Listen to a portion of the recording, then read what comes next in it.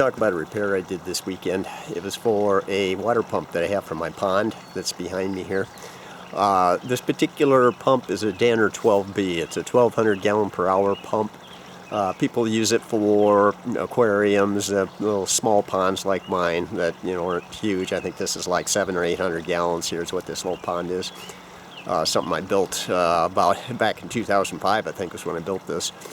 That particular pump, I had one before. Had the same pump.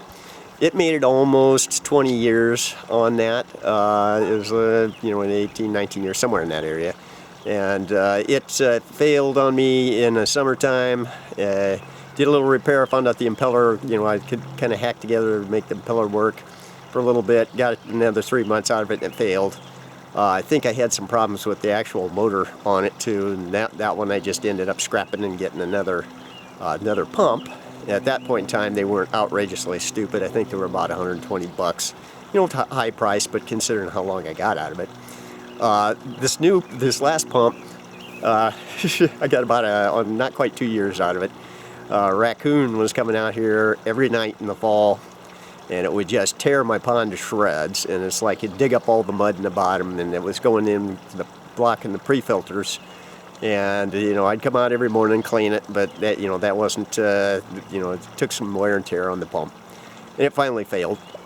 I went to look at new pumps. They were about $170, I was saying, and I didn't like that price on it. Throw in tax, you're getting up around $200 out here. So I just stumbled across the fact that they have an impeller replacement that you can get for it. It's this little guy right here. When I pulled the one out of the current pump, I could tell by looking that there was some little metal shims in there. I could see that there was supposed to be some kind of washer, and that thing's got a lot of play back and forth. I looked at the picture of the online one, I could see there was actually a spacer and a washer that went in there. So I'm assuming that that kind of wore out completely from all that muck that was going through. So I took a chance, ordered the impeller. It's easy to replace. I ordered it off Amazon, and there's just a little cover on the housing that you take off. You lift this impeller up and out because it's magnetically coupled, and drop in the new one, seal it back up again, and it went off to working pretty nicely on it. So I was pretty happy with that. See, you can see kind of a little bit here what the pond looks like. If you look way back over there in the corner, you can kind of see, I'll zoom in, where the pipe, one of the places that the water comes out of back over there.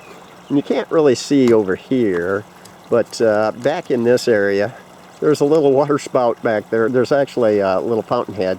It's a little wood dragon head that I made, kind of like a little alligator head type thing.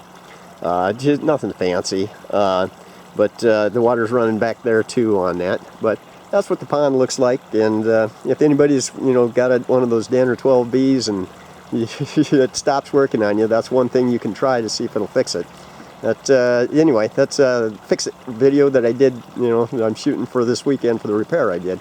Anyway, I'll shoot another video later.